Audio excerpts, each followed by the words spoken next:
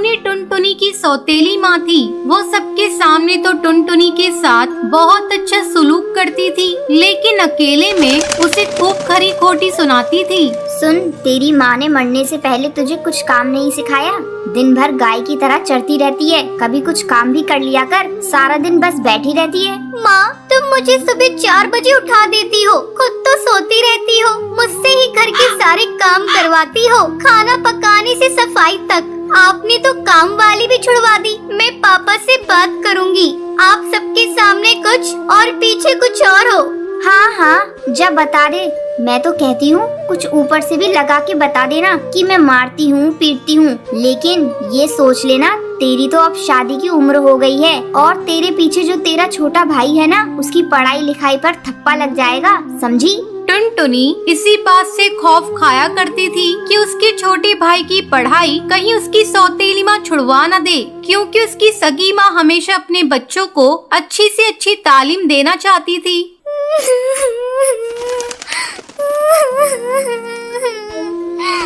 देखो माँ, मुझे माफ कर दो, लेकिन मेरी भाई की पढ़ाई मत छुड़वाना। मैं किसी से कुछ नहीं कहूँगी, मैं आपसे वादा करती हूँ। अब आई ना रास्ते पे, बहुत होशियार बनती है। तुझको ये नहीं पता कि मैं तेरी माँ हूँ। मैं भले ही सौतेली ही सही। अब जा जाकर जितने भी धुले बर्तन हैं, सबको कपड़े से पोंछ कर उन्हें सुखाकर अच्छे से सजा दे। टुनटुनी की सौतेली माँ एक बार डाल पर टहल रही थी, तभी उसका भाई उसके पास आता है। अरे क्या बताऊं बहन, हम लोगों के हाथ में लॉटरी लग गई है। पता है, तेरी सौतेली बेटी के लिए एक रिश्ता आया है। वो कबूतर बहुत ही अमीर है, लेकिन वो नालायक है, काम धाम कुछ करता नहीं है, बस सारा दिन घर पे शराब पीकर जुआ खेलता है। अरे तो वो खेले जुआ, हमें क्या मतलब? बस ये बता अपना फायदा क्या है उसमें? अब नालायक बेटे के शादी के लिए वो 5 लाख रुपए दे रहे हैं। बस चिड़िया अच्छी चाहिए। हम लोगों को क्या है, हम तो शादी करा देंगे चुपचाप और पैसे लेकर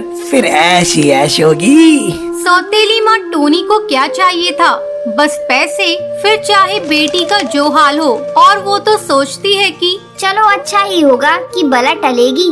वो पैसे लेकर टुनटुनी की शादी बंटी कबूतर से करवा देती है। अब टुनटुनी की सास बबली कबूतरी उससे कहती है, टूनी चिड़िया तेरी सौतेली माँ है, लेकिन सुना है तुझसे बहुत प्यार करती है। देखा विदाई में कैसे रो रही थी, लेकिन एक बात समझ नहीं आई, उसने पैसे के लिए तेरी शादी नालायक कबूतर से क्यों कर दी?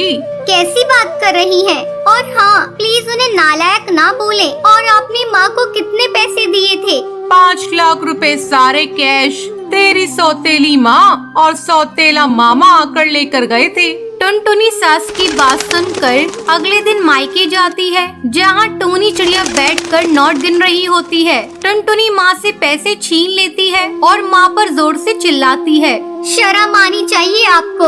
एक बेरोजगार शराब पीने वाले कबूतर से आपने मेरी शादी करवा दी, बस चंद पैसों के लिए। ये भी नहीं सोचा कि मैं सारी जिंदगी कैसे गुजर बसर करूंगी। शादी से पहले सौतेली माँ का दुख झेला और अब शादी के बाद पति का दुख झेलूं। चल चल पैसे यहाँ दे, नहीं तो तू जानती है ना, तेरे भाई को घर में बिठा दूंगी। तभी वहाँ टुनटुनी का छोटा भाई रोते हुए आ जाता है। दीदी तुम क्यों चली गई? ये तुम्हारा सारा काम मुझसे करवाती है, और तो और देखो, पोछा लगा लगा कर मेरे हाथ कैसे हो गए। टुनटुनी भाई की हालत देखकर जज्बाती हो जाती है। वो टूनी को सारे पैसे वापस दे देती है और कहती है,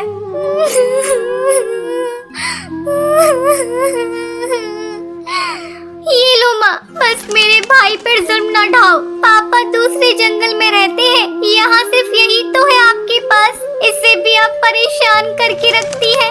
अच्छा, इतनी फिक्र है तो साथ ले जा, लेकिन ये याद रखना, बहन के मायके में उसका भाई कुत्ते की तरह होता है। टुनटुनी को समझ नहीं आता है कि वो क्या करे। वो वहाँ से चली जाती है, लेकिन अपने भाई को जल्द वापस आने की बात बोलकर जाती है। टुनटुनी ससुराल में दुखी रहने लगती है। एक दिन बंटी कबूतर जब होश में आता है तो, क्या बात है टुनटुनी, कोई परेशानी है क्या? मैं जानता हूँ मेरे जैसा पति किसी को नहीं चाहिए, लेकिन फिर भी सौतेली माँ के कारण तुमने मुझसे शादी की। मैं तुम्हारा एहसान कभी नहीं भूलूंगा। टुनटुनी, मैं कोशिश करूँगा कि मैं शराब कभी ना पीऊँ। टुनटुनी अपने पति की तरफ मुस्कुराकर देखती है। पहली बार किसी ने उससे उसकी परेशानी की वजह पूछी थी। टुनटुनी पति के सामने टूट सी जाती है और रोने लगती है।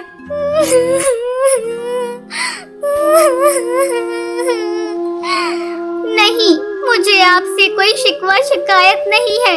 मैं तो अपने भाई को लेकर परेशान हूँ। सौतेली माँ मेरे आने के बाद घर का सारा काम उससे करवाती है, जबकि वो पढ़ाई में बहुत अच्छा है।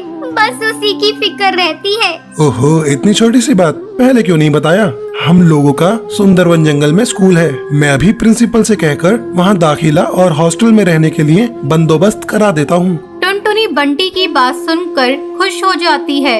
जल्दी ही टुनटुनी के भाई का सुंदरवन जंगल के स्कूल में दाखिला हो जाता है। भाई बहन दोनों खुशी खुशी रह रहे होते हैं। बंटी भी शराब पीना बंद कर देता है, लेकिन एक दिन टुनटुनी के ससुर उसके पास आते हैं। बेटा टुनटुनी, तेरे आने के बाद बंटी कबूतर काफी सुधर गया है।